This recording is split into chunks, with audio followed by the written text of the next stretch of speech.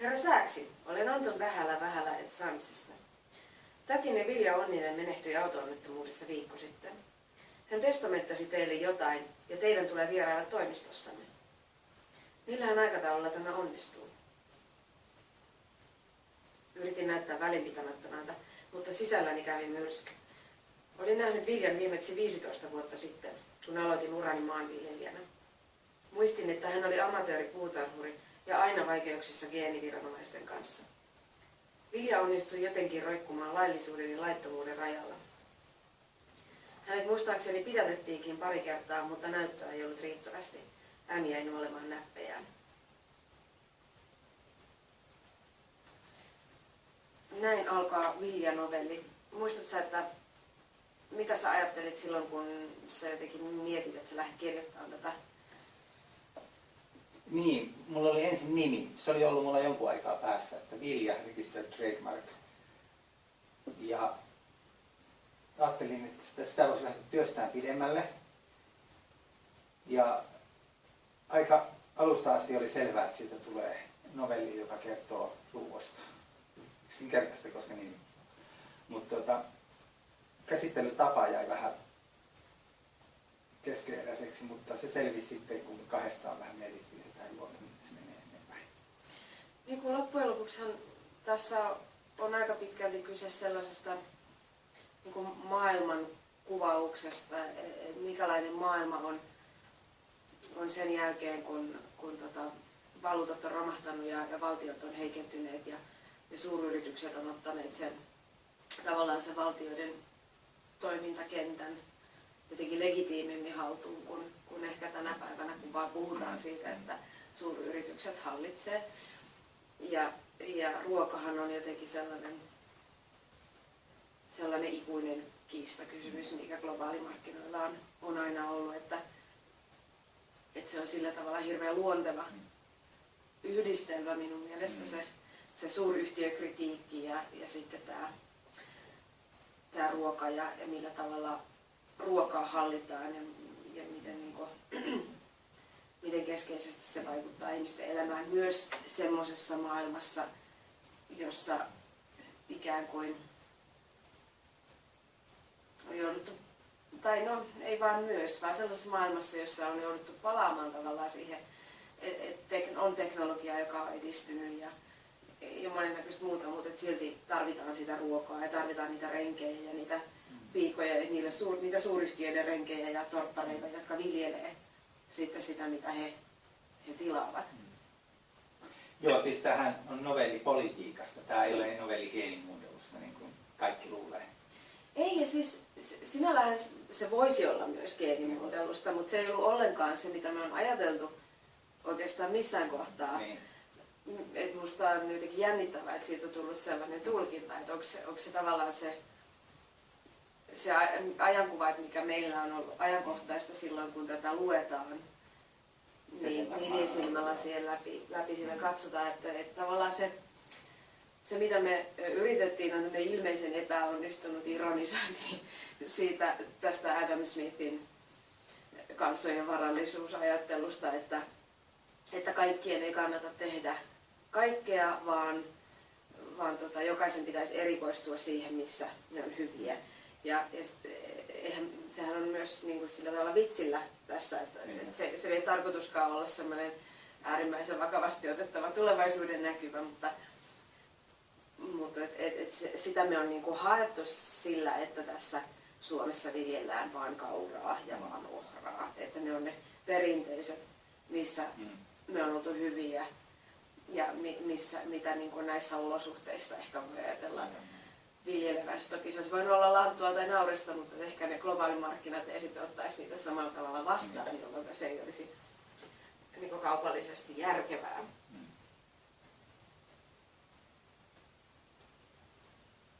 Niin. Se on. Ja sitten se toinen puoli tässä on se, että se muu on kielletty. Niin, aivan. Tämähän on oikeastaan suuryhtiökritiikkiä. Niin. Ja vähän kritisoi oikeastaan sitä kehitystä, mikä on tapahtumassa tällä hetkellä. Ei ole vielä tapahtunut, mutta että suuntaan ollaan menossa. Mm. Ja nimenomaan tämä iso M, jota me ei kutsuta koko nimellään. Niin joka voisi olla koko nimellään, mutta ei ole. Niin on viemässä juuri tuohon suuntaan. Jos mä otan toisen sitaatin tässä. Tämä päähenkilö, joka on sitten perinyt tädiltään muistitikun, joka on hyvin vanhanaikainen laite, jonka tutkiminenkin on niin hankalaa. Ja sitten tällaisen muistikirjan. Linnunpöntöstä paljastui paperinen muistikirja sekä suljettu kirjekuori. Tunnistin tätini käsialan. Avasin kuoren varovaisesti. Siellä oli kourallinen siemeniä muovipussissa. Ne vaikuttivat eläviltä, mutta jotain outoa niissä oli.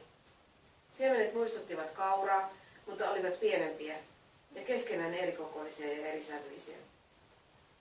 Sujautin siemenpussin taskuun ja vilkaisin ympärilleni. Tätini salamyhkäiset viestit alkoivat vaikuttaa perustellulta vainoharhalta. M ei ollut sallinut siementen säästämistä vuosikymmeniin ja niiden eteenpäin antaminen oli vakava rikos. Niin, tämä on oikeastaan tiivistää hyvin paljon tuon novellin ajatusmaailmaa ja sitä maailmaa, mitä siinä eletään. On, ja tämähän on niin kuin sillä tavalla myös sitä todellisuutta, että sitä siementen säästämistä ja siementen antamista ja siementen myymistä ja tällaista niin kuitenkin on säännelty EU-piirissä jo monta vuotta. Ja tavallaan se omavaraisuus, mikä liittyy ruokaan, niin sehän tulee siitä, että sulla on mahdollisuus itse viljellä ja että sä voit säästää niitä siemeniä ja seuraavana vuonna viljellä uudestaan niistä samoista ja että siellä on niitä maatiaiskantoja. Aasiassahan ollaan paljon pidemmällä tässä jo kehityksessä. Et siellä ihmiset tappaa jo itsensä, kun ne on joutuneet siihen velkakierteeseen juuri tämän takia. Niin, siis Intiassa on ollut valtavasti niitä viljelijöiden itsemurhia. Ja mistä sitä tietää, että kuinka paljon sitä on Euroopassa, kun siitä ei puhuta.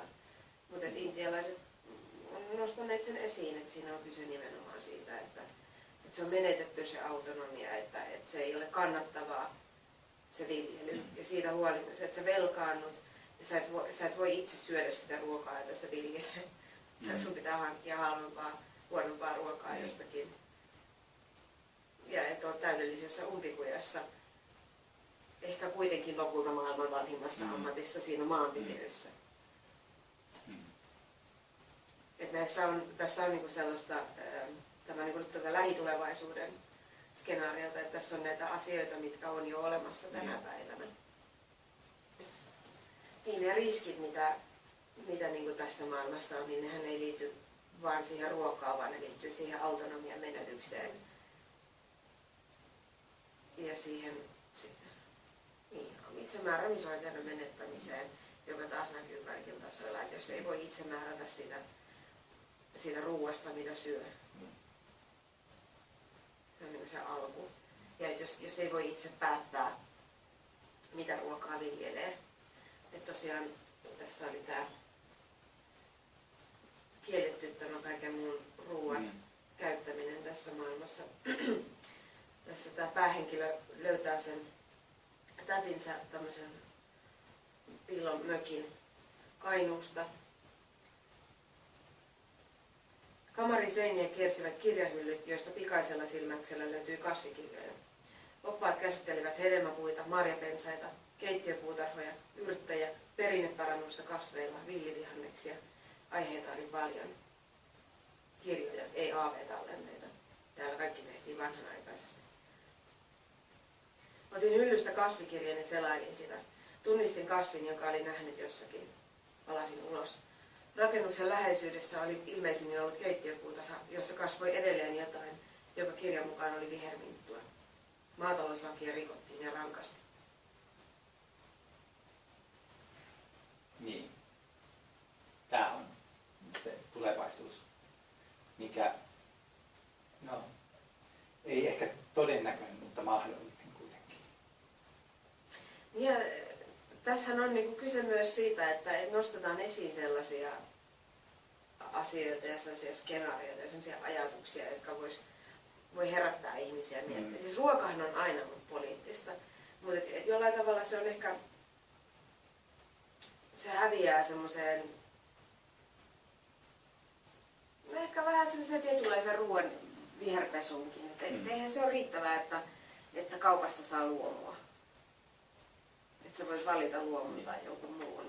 Sehän ei vielä ratkaise mitään niistä ongelmista, että se on yksi semmoinen linjasto, josta voi valita, mutta että millä tavalla ruokaa tuotetaan ja kuka päättää siitä ruoantuotannosta ja minkälaiset rahat siinä liikkuu ja minkälaisiin poliittisiin keinoin siihen ruoantuotannon tuottamisen tapaan vaikutetaan, niin kaikki nämä on paljon isompia asioita. Ja tässä tämä nimihenkilö Vilja niin on sitten valinnut sen, että hän ei halua olla sen M-renki, siis M-yhtiön renki, vaan hän haluaa säilyttää sitä semmoista kasviterveyttä ja omavaraisuutta ja sitä autonomiaa, jota ihmisellä voi olla, kun hän saa itse viljellä ja voi käyttää luonnonantimia. Ja että ne kasvit ei ole niin kuin, että se ei ole monokulttuuria, se ruoantuotanto. Et enemmän tässä on kyse monokulttuurista kuin geenimuuntelusta. Ja se maatiaislajikkeet, joita tässä novellissa sitten sekoitetaan niihin M-yhtiön siemeniin, niin siinä ajatushan on se että sieltä alkaakin kehittyä taas niitä lajikkeita, jotka tuottavat sitä vapaata siementä, joka ei ole patentoitua siementä, jota voisi käyttää, joka voisi levitä ja joka ehkä sitten niin kuin, voisi parantaa sen ruoan ravintoarvoa ja sen maaperän terveyttä ja niin edespäin. Tämän tyyppisiä asioita. Ja tämä vilja on sellainen, joka toimii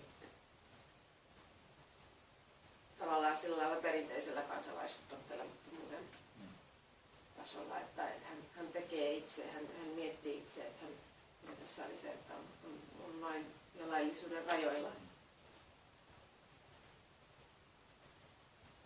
Ja sitten tässä on näitä muita, jotka toimivat joko sillä lain toisella puolella tai niin kuin lain puolella tai lain toisella puolella. Ikään kuin osoituksena siitä, että niitä toimimisen tapoja on aina paljon erilaisia ja niitä tarvitsee toisiaan myöskin. Ja ne myös tukee toisiaan. Laittomasti toimiminen vahvistaa laillisesti toimimista muidenkin. Ainahan se asetelma on näin.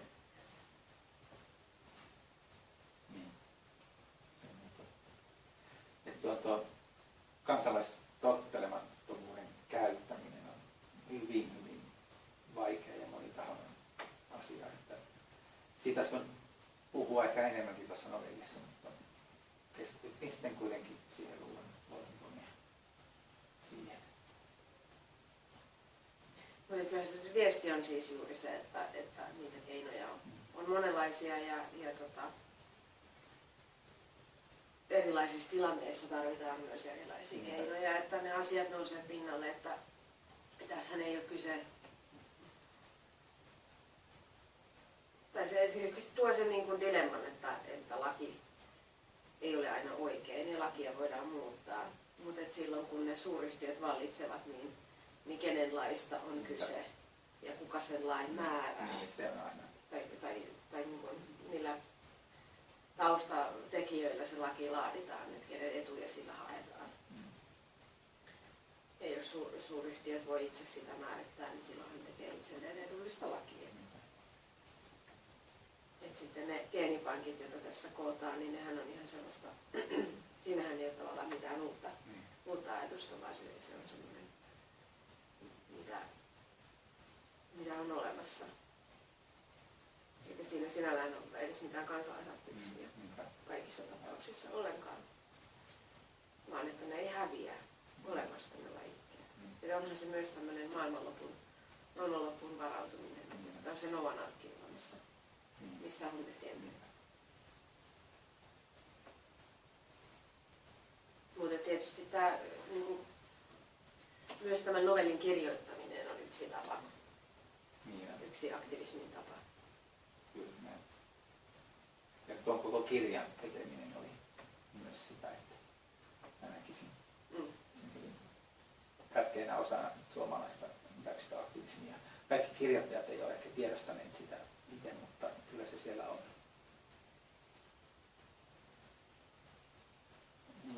Mutta erityisesti meillä on hyvin semmoinen, ehkä taustasta johtuen, niin hyvin kansalaisaktivistinen, anarkistinenkin novelli monessa mielessä. Niin, ja siis se, tavallaan se tärkein valinta on silloin, kun ihminen tekee itse päätöksen. Kun hän tekee jonkun valinnan tietäen sen tekonsa seuraukset tai ymmärtäen sen tekonsa seuraukset. Ja sen takia niin esimerkiksi tämmöisen novellin kirjoittaminen tai tämän kirjan julkaiseminen ja niin myös ylipäätään kulttuurin käyttäminen aktivismin välineenä niin on sillä mun mielestä niin kuin äärimmäisen tärkeää, koska se herättää ihmisissä ajatuksia jollain eri tasolla. Ja aina kun sinussa herää jotain ajatuksia ja jos joku häiritsee, joku asia tai näkemys häiritsee sinua ja sä joudut miettimään sen, niin silloin sä joudut perustelemaan itse ja tekemään niitä valintoja. Ja siitähän niin maailman muuttamisessa on kuitenkin kysymys, tai maailman parannuksessa on kysymys, että miettii ja tekee niitä ratkaisuja